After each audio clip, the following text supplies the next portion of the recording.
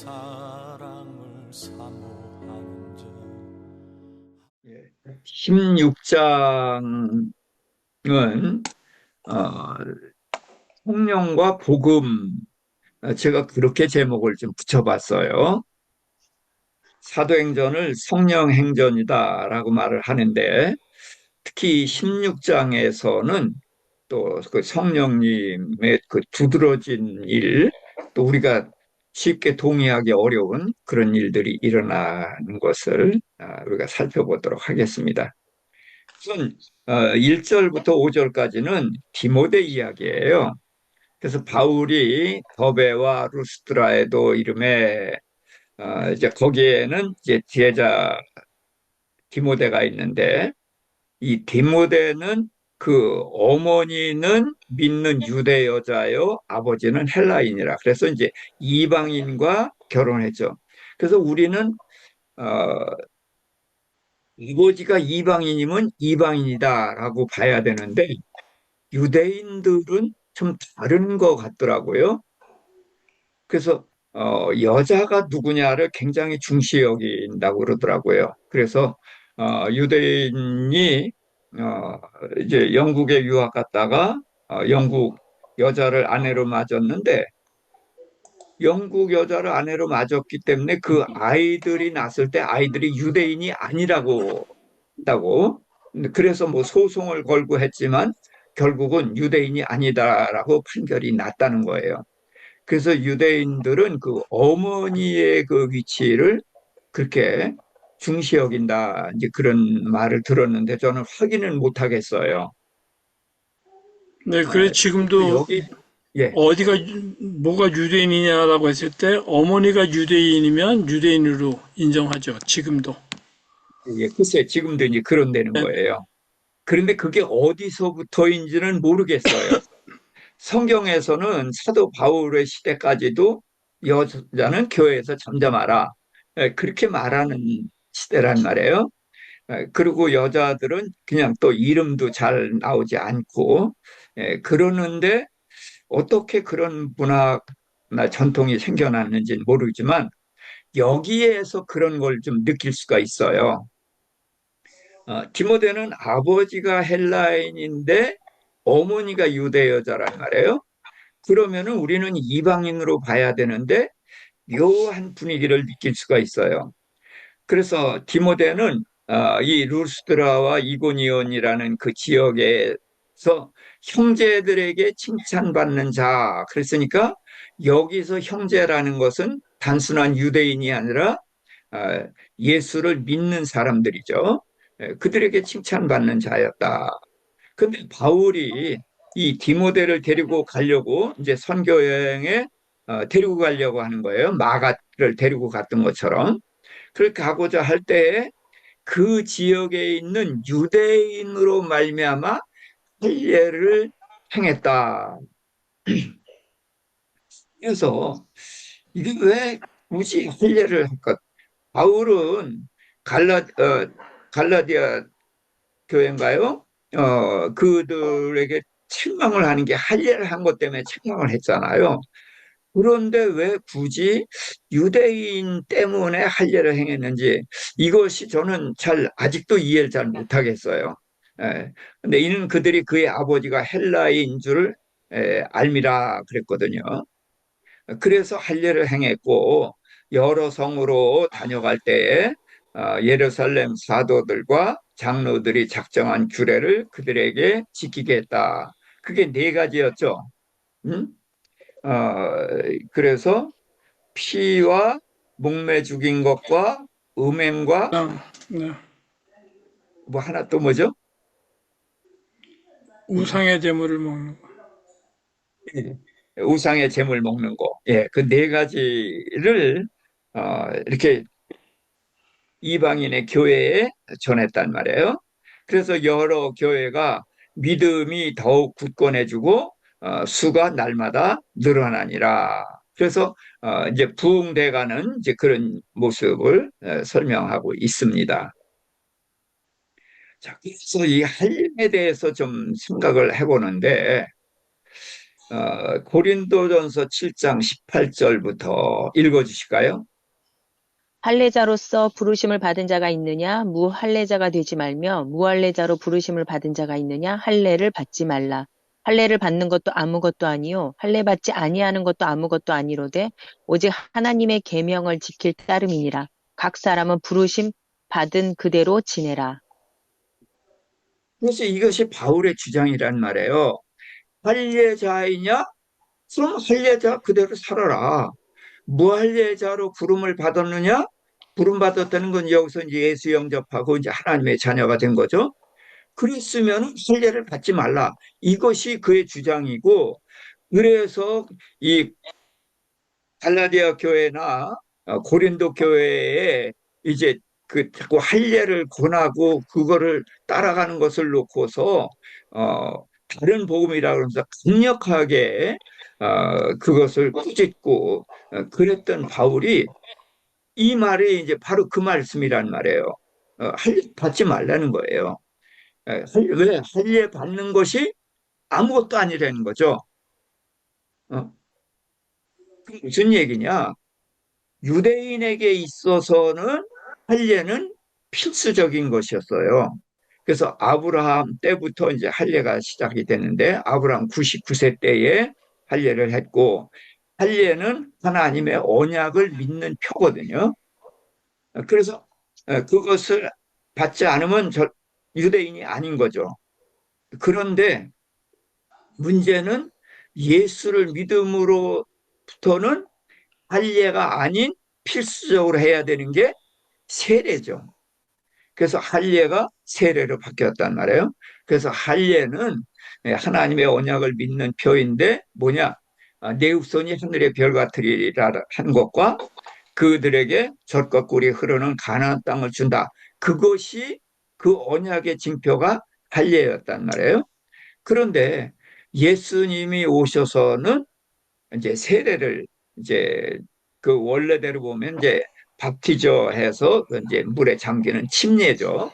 그래서 침례를 저는 그 세례보다 침례로 설명을 하는 걸 좋아하는데 물에 물속에 집어넣는 게 뭐예요? 장사 지내는 거거든요. 그리고 물에서 끄집어내 주는 것은 거듭남을 말하는 거거든요.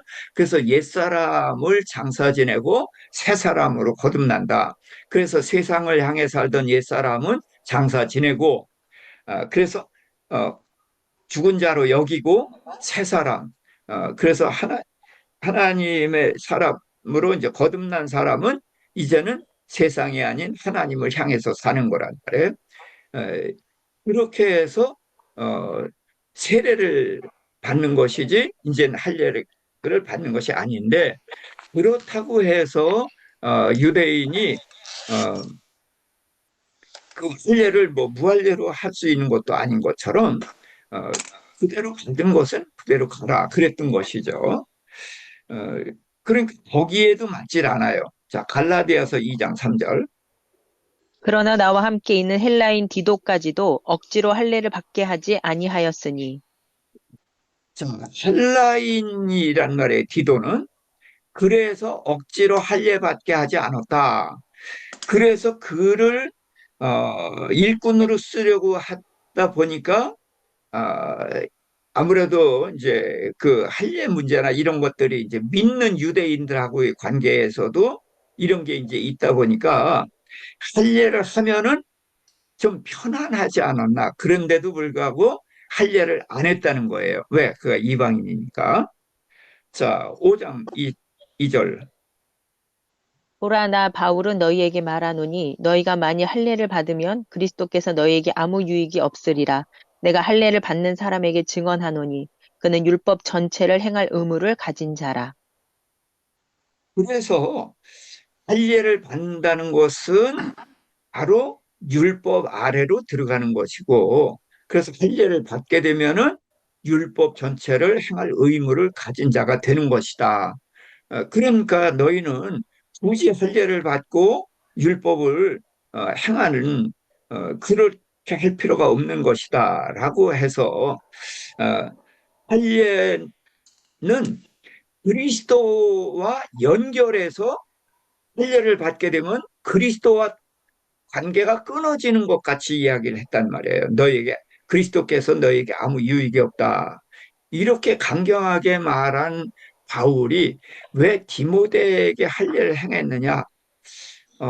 이게 저는 아직도 이해가 잘 안 돼요. 그렇지만 이 디도를 억지로 할례를 받게 하지 않았다라는 말을 통해서 보면은 주님의 일꾼으로 바울이 자기의 동역자로 데리고 다니려면은 할례를 하는 것이 도움이 됐던 것 같아요. 왜냐하면 유대인들은 그 할례에 대해서 엄청 강경하니까. 그렇기 때문에 어, 이 디모데는 어머니가 유대인이기 때문에 할례를 행한 것이 아니냐. 이제 그렇게 생각을 해봅니다만은 깨운하지는 않다. 이제 그런 생각이 듭니다. 자, 그 다음에 어, 이제 6절부터 보면은 성령이 아시아에서 말씀 전하지 못하게 했다. 그런 이야기입니다. 자, 성경은 이렇게 말합니다. 때를 얻든지 못 얻든지 복음은 전하기를 힘써야 되는 거예요. 네. 그런데 아니 아시아에 가서 복음을 전하려고 하는 것을 성령이 막으셨다. 이 도대체 이해가 안 돼요. 근데 아무튼 분명하게 성령이 아시아에서 말씀 전하는 것을 막으셨다는 거예요. 자, 이 아시아는 물론 우리가 사는 아시아가 아니라 음, 그, 이, 이 지역이죠. 이, 지금 안디옥 교회가 여기란 말이죠. 그래서 1차 전도 여행은 안디옥에서 이제 이 구브로 섬에서 살라미에 도착해서 쭉 육로로 걸어서 이제 바보에 와가지고 그 다음에 이제 육지로 와서 밤빌리아와 이제 뭐 이고니온, 길리기아 뭐 이 여러 지역을 1차 전도여행 때 전도했었잖아요. 그리고 2차 전도여행을 떠나려고 할 때 바울과 아, 바나바가 헤어져서 바나바는 마가를 데리고 구브로 섬으로 가고 바울은 신라를 데리고서 어, 이 빨간 겁니다. 그래서 1차 전도여행을 했던 데서 이제 복음을 전한 거예요. 이쪽 지역을. 그러고서 이 아시아 지역이 이쪽이거든. 그래서 당연히 아시아의 복음을 전해야 돼서 하려고 했는데 성령이 막으셨다는 거예요. 응? 어? 그들이 부르기아와 갈라디아 땅으로 다녀가 무시아 앞에 이르러 비두니아로 가고자 하는데 예수의 영이 허락하지 않았다. 그래서 부르기아 갈라디아 부르디아 갈라디아 이쪽입니다. 이쪽 지역에는 전했어요. 그런데 이 무시아 앞에서 비두니아로 가고자 하는데 가지 못하게 했거든요. 그래서 비두니아가 어디냐 하면은 이 위쪽이에요. 어, 그래서 비두니아 이 위쪽, 그러니까 아래쪽으로 갈래도 아시아 여기도 가지 못하게 하고 위쪽으로 비두니아 쪽으로 가려고 해도 가지 못하게 하는 거예요. 그러니까 이거 어떻게 하지 하다 보니까 이 무시아 지역을 통해서 어디까지 갔냐? 드로아까지 갔어요. 이 드로아라는 작은 도시의 이름을 우리가 꼭 기억을 할 수 있길 바랍니다. 이거 굉장히 중요하니까요. 그래서 무시아를 지나서 드로아까지 갔는데 그 드로아에 갔을 때에 밤에 환상을 봤어요. 그래서 마케도니아 사람이 어, 바울에게 나타나서 마케도니아로 건너와서 우리를 도우라 하거늘. 그래서 그 환상을 보았을 때 우리가 곧 마케도니아로 떠나기를 힘썼다. 왜? 하나님이 저 마케도니아 사람들에게 복음을 전하라고 우리를 부르신 줄로 인정함이라. 그래서 이제 그 마케도니아가 이제 유럽이죠. 여기서부터. 그래서 이제 유럽으로 넘어가게 되는데 문제는 이 성경의 표현이기를 그들이라고 표현을 했어요. 그들. 어, 사도행전을 누가 썼죠? 누가요? 누가? 누가가 썼어. 근데 누가가 썼는데 그들이라고 했으니까 누가는 포함이 됩니까? 안 됩니까? 포함이 안 돼요. 그런데 어, 그 드로아에서 바울에게 환상을 보고 그 마게도나라로 건너와서 우리를 도우라 했을 때 우리가 곧 마케도냐로 떠나기를 힘썼다라고 했을 때 여기 우리에는 누가가 포함이 포함이 됩니다. 되죠. 예. 그래서 누가가 이 드로아에서 바울을 만났고 그래서 바울의 일행으로 동행을 하게 됐구나 하는 것을 알게 됩니다. 그래서 누가가 포함이 되는 여기 드로아 그리고 이제 드로아에선 그 다음에도 또 놀라운 사건이 하나 생기죠. 그래서 어, 이제 이 드로아에서 이제 마케도니아로 건너가려고 이제 그렇게 그들이 이제 사역의 방향을 정합니다. 그래서 어, 이제 16장 이제 11절부터 보니까 자 우리가 여기서부터 읽어주세요. 우리가 드로아에서 배로 사모드라게로 가서 이튿날 네아폴리로 가고 거기서 빌립보에 이르니 이는 마게도냐 지방의 첫 성이요 또 로마의 식민지라. 이 성에서 수일을 유하다가 안식일에 우리가 기도할 곳이 있을까 하여 문 밖 강가에 나가 거기 앉아서 모인 여자들에게 말하는데 두아디라시의 자색 옷감 장수로서 하나님을 섬기는 루디아 말을 듣고 있을 때 주께서 그 마음을 열어 바울의 말을 따르게 하신지라. 그와 그 집이 다 그래서 세례를 받고 예, 루디아의 마음을 열어서 이제 바울의 말을 따르게 했다. 이제 그랬는데 자 우리가 이제 드로아에서 배를 타고 그러니까 드로아가 항구입니다. 배를 타고 사모드라게라는 곳에 건너가고 거기서 네아폴리로 갔다가 빌립보로 올라가서 그래서 이제 이 빌립보가 마케도니아 첫 성이고 로마의 식민지다. 그래서 유럽 지방의 첫 지역이 빌립보 교회가 되는 것이죠. 이 성에서 이제 수일을 유하다가 바울은 안식일을 지키고 있거든요. 그래서 안식일도 지키고 주일도 지키는 거예요. 그런데 이제 여기는 아마 회당이 없었던 것 같아요. 안식일은 회당에 가는데 어, 기도처를 찾아서 갔다가 이제 강가에서 거기 모여 있는 여자들을 만나서 그들에게 복음을 전하게 됐던 거죠. 그래서 근데 그 여자 중에 한 사람이 루디아인데 자색 옷감 장수라고 했어요. 그리고 하나님을 섬기는 그러니까 그는 유대교인이죠. 예, 루디아는 유대교인인 거예요. 유대인이고 그렇게 보면 되는데 두아디라 시의 자색 옷감 장사다. 그런데 두아디라 시는 여기에요. 음, 두아디라가 여기거든요. 응? 그러니까 그가 빌립보에 여기 있는데 장사를 하는 데인지 여기 두아디라에서 옷감 장사를 하는 사람이었다는 거예요. 그런데 빌립보에서 이제 바울을 만났고 이제 거기에서 예수를 영접하는데 음, 그래서 어,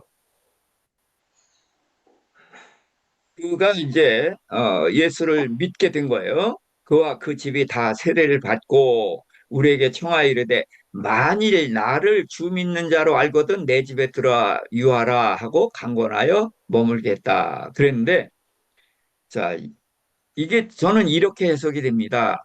바울은 남에게 신세 안 져요. 더군다나 이 루디아는 아, 과부인 것 같단 말이에요. 그러니까 그에게 집에 들어가려고 하지 않았었던 거죠. 그런데 루디아가 이렇게 말을 하는 거예요. 거절, 처음거든 우리 집에 와 있어라. 그래서 자색옷감 장사는 굉장히 고급 옷으로 취급되기 때문에 경제적으로는 여유가 있었던 것 같아요. 그러니까 집도 뭐 큼직하고 그러니까 우리 집에 와 있으라 그러는데 바울이 계속 사양하거든. 계속 사양하니까 루디아가 뭐라고 얘기했느냐? 어, 나를 예수 믿는 사람인 줄 알면은 내 집에 있어라. 그런데 자꾸 그렇게 사양한다는 것은 나를 예수 믿는 사람이 아닌 걸로 인정하는구나. 음. 그러니까 나를 내가 청하는데 내 말을 자꾸 거절한다는 것은 나를 예수 믿지 않는 자로 인정한다고 보는데, 그러려면 가시오. 네. 말하자면 이렇게 이야기를 했다는 거죠. 그러니까 그 여자들이요, 굉장히 성경에 나오는 여자들은 굉장히 지혜롭습니다. 음?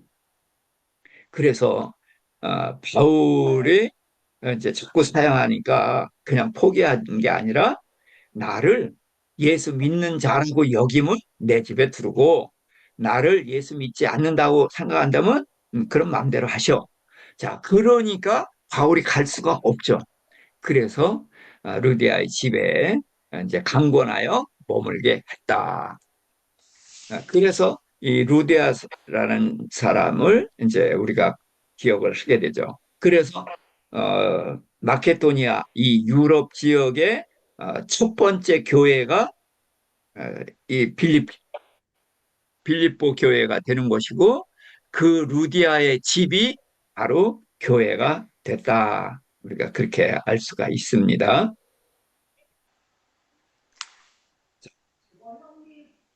네. 이제 그 지역에 이제 바울이 이제 기도하는 데가 이제 어디 정해져 가지고 그 강가인지 어디인지 모르지만 기도처를 정했어요. 그래서 기도처를 가는데 그 가는 길목에 점하는 여자가 있었어. 그런데 점치는 귀신 들려서 점치는 이제 그 여종인데 그가 점으로 주인에게 큰 이익을 주는 자다 그랬거든요. 그래서 우리가 이제 귀신같이 안에 이제 그런 말을 하는 게 이게 틀린 말이 아니에요. 정말로 귀신은 다 아는 거죠. 그러니까 귀신한테 물으니까 이 귀신이 대답하니까 이게 맞잖아. 그러니까 이 여종한테 물으면은 정확하니까 많은 돈을 내고 이제 점을 쳤을 거란 말이에요. 그런데 이 여종이 바울과 이제 그 일행이 기도처로 가면은 쫓아오는 거예요. 쫓아오면서 이 사람들은 지극히 높으신 하나님의 종으로 구원의 길을 너에게 전하는 자다라고 말을 하거든요. 맞아요, 틀려요? 맞아요. 아주 정확해요. 자, 그러면은 이렇게 정확하게 말을 하면은 믿지 않는 사람들에게 야, 와봐, 와봐. 그러고서 같이 이 길로 지나가면은 이 여종이 이렇게 얘기하면은 바울이 누구라는 것을 정확히 알 수 있잖아요. 바울의 입으로 증거하지 않아도 이 여종이 이 사람들은 지극히 높으신 하나님의 종이다. 그리고 구원의 길을 너에게 전하는 자다. 얼마나 확실하게 밝혀져요, 신부는. 그러면은 도움이 될 거 아니에요. 그런데 바울은 이걸 괴로워했다는 거예요. 이걸 괴로워해서 그 여종에게 들린 귀신에게 말하기를 예수 그리스도의 이름으로 명하노니 그 여종에서 나와라. 그랬더니 귀신이 즉시 이제 나와 버렸어요. 자, 그러니까 이 여종이 이제 점을 쳐요, 못 쳐요? 못 치죠? 못할. 근데, 그냥 단순한 여종이 돼버렸으니까 이 주인으로 보면 멍청이가 돼버린 거죠. 음? 그러니까, 어, 자기네들의 그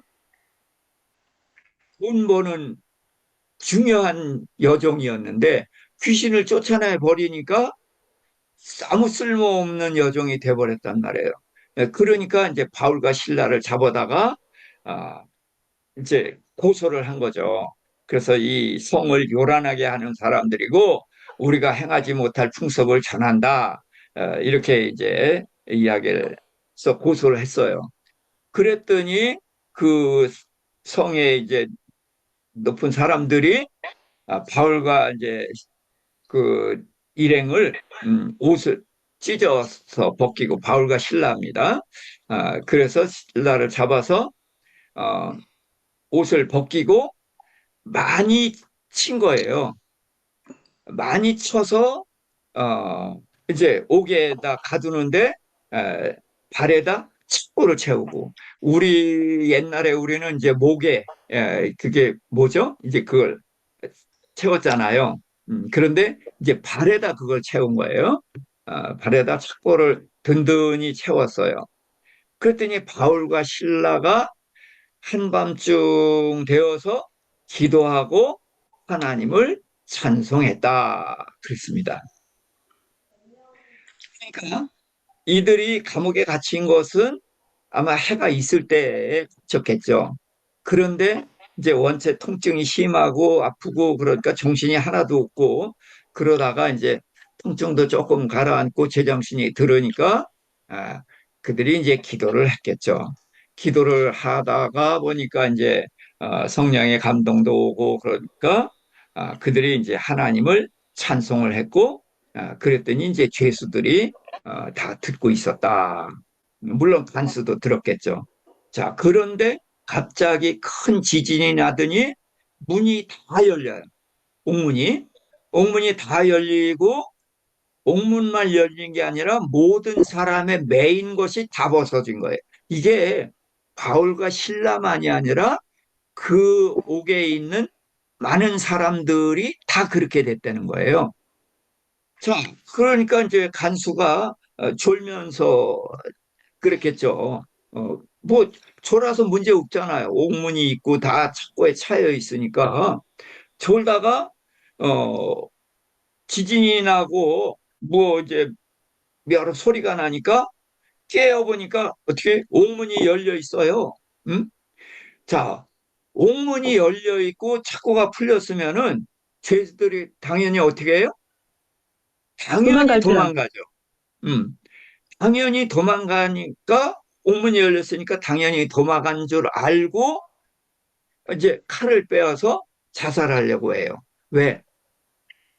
책임을 면하지 못하니까. 죄수들이 도망갔으면은 책임을 간수가 져야 되잖아. 응? 네. 그러면 간수가 고문당하고 뭐 온갖 수욕을 당하고서 죽인당한단 말이에요. 이러니까 자살하려고 한 거죠. 자, 그때 바울이 내 몸을 상하지 말라. 우리가 다 여기 있노라. 근데 놀라운 것은 바울과 신라는 도망갈 이유가 없지만 다른 죄수들을 다 도망가야 되잖아요. 근데 문제는 그 죄수들도 도망가지 않고 있었다는 거죠. 무슨 얘기예요? 하나님께서 그들을 그렇게 잡아두고 있었던 거죠. 자, 그러니까 간수가 무서워 떨며 바울과 신라 앞에 이제 엎드리면서 이렇게 이야기를 합니다. 선생들이여, 내가 어떻게 하여야 구원을 받으리이까? 자, 이 간수는 옥문이 열리고 족쇄가 풀리고 그랬는데도 도망가지 않은 바울과 신라 앞에 엎드려서 선생들이라고 말을 하고 내가 어떻게 하여야 구원을 받으리까? 어떻게 이렇게 이야기를 할까요? 그것은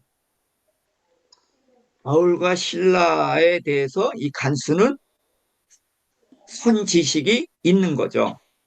바울과 신라가 이 빌립보 지역에서 복음을 넓게 전하고 그런 사람이라는 걸 이미 알고 있거든요. 그래서 정확하게는 모르지만 이 귀신 들린 여종이 말한 것처럼 하나님의 종으로 구원의 길을 전하는 사람이라는 것을 들어서 알고 있었거든요. 그렇지만 그들과 나와 바울과 신라와 나와 아무 상관이 없었어. 그런데 옥문이 열리고 족쇄가 풀렸는데도 불구하고 도망가지 않고 또 자살하려고 하는 자기 보고 자살하지 말아라. 우리가 다 여기 있다. 그렇게 말을 한 것을 통해서 바울과 신라를 존중하게 된 거죠. 그리고 그들이 전했던 구원에 대한 말에 이게 이때 가슴에 탁 박힌 거예요. 그래서 어떻게 하여야 구원을 받으리까 하고 질문을 했었고, 그래서 바울이 주 예수를 믿으라 그래야만 너와 내 집이 구원을 받으리라 하고 그 주의 말씀을 그 집 사람들에게 전했다라고 이렇게 말씀한 것을 보면은 그 감옥에서 전한 것이 아니라 감옥에서 두 사람을 청빙해서 자기 집으로 간 거죠. 그래서 간수가 맞은 자를 씻어주고 세례를 받은 후에 음식을 차려주고 그와 그 온 집안이 크게 기뻐했다라고 했거든요. 바울과 신라를 집으로 청빙해서 말씀을 들었고 그래서 세례를 받고 음식을 차려주고 이제 물론 맞은 자리를 씻어주고 약도 발라주고 이제 그렇게 했겠죠. 자, 여기에서 어, 옥문이 열렸단 말이에요. 언제 옥문이 열렸어요? 하나님을 찬송할 때에 옥문이 열렸거든. 그러니까 성가대 그 헌신 예배 할 때 꼭 이 말씀이 딱 맞죠. 그래서 찬송이 옥문을 열었다. 그래서 그거 전혀 문제가 없어요. 그런데 저는 왜 다른 데서는 옥문을 열지 않고 여기서 옥문을 열었을까라고 했을 때에 저는 이런 생각을 해봅니다. 자, 두 사람이 기도하고 하나님을 찬송했죠. 자, 그런데 옥문이 열렸고 족쇄가 풀렸어요. 그런데 바울과 신라는 도망갈 필요가 없었죠. 그럼 무슨 얘기냐면 옥문이 닫혀 있고 족쇄가 묶여 있는 것과 옥문이 열리고 족쇄가 풀린 것이 전혀 바울과 신라와 무관했다는 거예요. 그러니까 바울과 신라는 옥문이 잠겨 있고 족쇄가 묶여 족쇄가 이제 그들에게 채워져 있었지만 그들의 심령은 자유했다는 거죠. 그래서 바울과 신라의 심령이 자유한 모습을 우리 눈으로 보여준 것이 바로 옥문을 열고 족쇄를 푸른 것이다. 그래서 찬송이 옥문을 열은 것도 맞지만 그때만 볼 것이 아니라 그들에게는 이미 옥문도 족쇄도 전혀 그들에게는 아무런 영향을 끼치지 못하고 그들을 묶어놓는 것이 아니었다. 그들을 자유했다는 거죠. 그래서 진리가 너희를 자유케 하리라 한 그 자유함을 바울과 신라는 누리고 있었다. 저는 이제 그렇게 여기를 보고 싶습니다.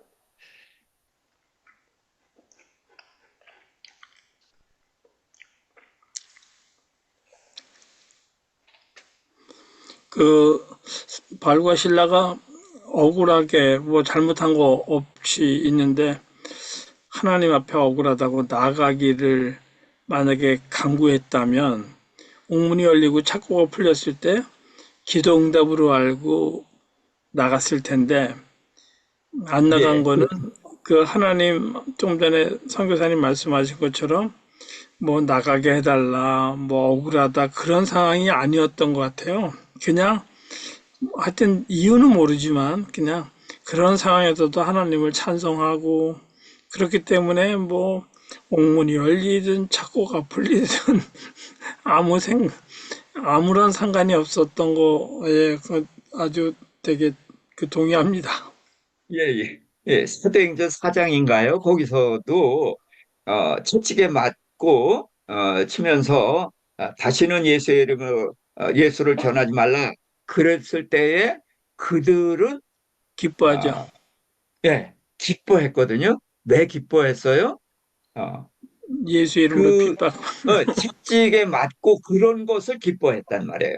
음, 왜? 채찍에 맞음으로 하늘나라가 허락받고 하늘나라 백성이라는 것이 인정되고 하늘나라 상을 받게 된 것 때문에 그러니까 억울하게 이렇게 당한 것이 전혀 그들은 억울한 게 아니라는 거예요. 억울한 것은 이건 세상이니까 그렇게 한 거고 내가 하나님의 나라 때문에 억울하게 당한 거예요. 그러니까 하나님은 이걸 알아주셔. 그러니까 하나님이 알아주시니까 전혀 이것이 억울하거나 그런 것이 아니라는 거예요. 그래서 이들의 그 자세, 그런 것들을 이제 그 마음의 자세, 믿음의 자세, 이제 그런 것들을 보면 좋겠죠. 그래서 여기에서 이제 이걸 놓고 바울과 신라는 자지 않고 찬송했기 때문에 옥문도 열렸지만 간수를 구원했지 않냐. 간수와 그 집안을 구원했다. 그런데 베드로는 잠잤기 때문에 간수 16명이 죽었다. 이렇게 딱 비교가 되거든요. 예, 그런데 그거를 그렇게 비교하는 것은 베드로의 수준을 너무 높게 보는 것이다.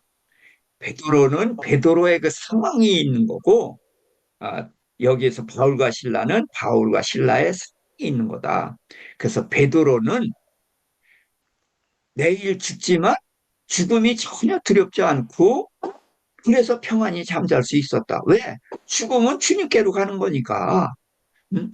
그래서 평안히 잠자는 것이고 여기에서는 족쇄나 옥문이 바울과 신라를 전혀 제한하지 못하고 있었다. 그 영혼이 자유했다는 것을 보여준 거다라고 그렇게 해석하는 것이 옳겠다라고 봅니다. 왜냐하면 이제 음, 그 어느 서신서인가 그렇게 기록이 돼 있어요. 어, 그 이제 바울도 있고 거기 베드로도 있었어요. 그리고 어, 나바가 있었나? 그런데 이제 그 믿음을 가진 사람이 있지만 할례파들이 들으니까 베드로가 이방인과 밥 먹다가 그 자리를 이제 밥 안 먹는 것 같이 그렇게 했어요. 그랬더니 바울이 그 공개 석상에서 베드로를 책망했거든요. 어? 내가 이방인과 그 같이 있었다고 해서 이렇게 행동을 하느냐? 그러면서 책망했는데 저는 바울이 책망한 건 맞아요. 그렇지만 베드로가 거기에서 그 할례파들이 두려워서 아, 밥 먹다가 일어난 것은 아니라 베드로는 그들의 그런 상태를 알기 때문에 그냥 그들의 상태를 존중해 주는 차원에서 그렇게 한 거다. 그러니까 어, 그 차원이 좀 다르다. 저는 이렇게 보거든요. 그래서 바울이 책망한 것도 맞고 또 베드로가 그 자리를 피한 것도 그렇게 바울이 책망한 것처럼 유치한 수준이 아니라 그런 좀 다른 높은 차원에서 그들에게 그 홀든을 주지 않으려고 했다. 이제 저는 그렇게 이제 본 거거든요. 그래서 어떻게 보느냐는 그 사람의 수준에 맞게 봐야 된다. 그래서 바울과 바나바가 다퉈서 헤어진 것을 우리 수준으로 보면은 그러면 싸우고 헤어지면 안 돼요. 그러나 그들의 수준은 높은 수준이거든요. 그래서 우리 수준으로 해석해서 안 되는 것처럼 성경 해석을 그 사람의 수준을 생각하면서 봐야 되지 않나, 이제 그런 생각을 해봅니다. 그래서 이제 그 바울은 그 전도 여행을 하는데 어떤 패턴이 있어요. 어디든지 가면은 유대인의 회당에서 복음을 전합니다. 그래서 회당에서 복음을 전하면은 그들 중에 일부가 이제 믿는 사람이죠. 믿는데 유대인 중에서는 일부, 그 이방인들 중에서는 다수가 그 바울의 전도를 듣고 예수를 믿어요. 그러면 그들을 데리고 나와서 이제 그것이 교회가 되고 거기에서 복음을 전하거든요. 그러다가 소동이 일어나면은 아, 여기까지구나라고 생각해서 장소를 옮깁니다. 그래서 빌립보에서도 이제 매 맞고 그런 일이 있은 후에 이제 거기서 나오게 되죠. 음.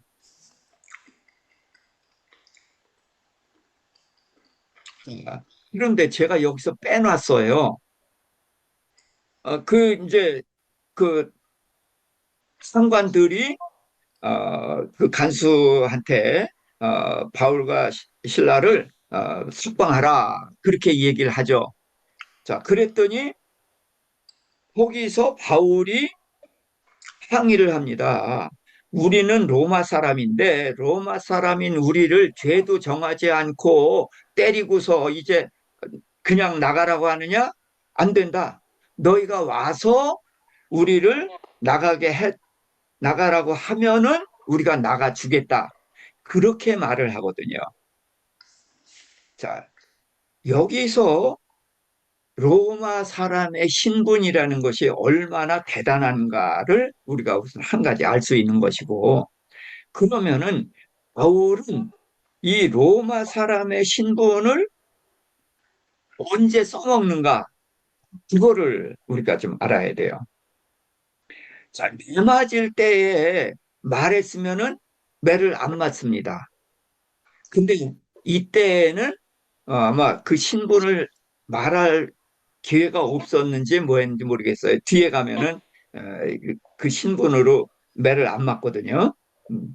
자, 그런데 여기에서 로마 신분을 얘기해가지고 그 상관들이 와서 우리를 나가게 해달라고 하는 것은 뭐냐 하면은 지금 바울과 실라는 맨 맞고 감옥에 들어간 게 뭐예요? 죄인이라는 거죠. 예. 그래서 죄인이 된 거예요. 그런데 그 상관들이 와서 나가라 해서 나가면은 죄인인데 은혜를 입고 나가게 되는 거예요. 죄인이 된 거예요. 근데 바울은 이거는 안 된다. 상관들이 와서 우리를 나가라고 하면은 우리가 나가 주겠다. 무슨 얘기예요? 나는 그리스도인이다. 예수님의 종이다. 그런데 예수님의 종이 죄인이 돼서 매맞고 은혜를 입어서 나가는 거 이건 안 된다. 나는 하나님의 종인데 너희가 우리를 때린 거 그거 가지고서 문제 삼지는 않겠다. 그렇지만 우리가 죄인이 아닌 것을 너희는 알아야 된다는 거죠. 예. 그래서 이 바울의 자세, 이런 것들을 이제 우리가 배워야 될 것 같습니다. 그래서 바울은 상관들을 이제 오게 해서 그들이 놀라가지고 로마 사람이라는 걸 알고 굉장히 놀래고 당황합니다. 그러니까 그것을 문제 삼으면 문제가 될 수 있지만 바울은 그거를 문제 삼지 않고 다만 우리는 하나님의 종으로서 죄가 없었는데 이런 일을 당했다는 것을 그들에게 알게 하고 당당하게 거기에서 나가는 것이죠.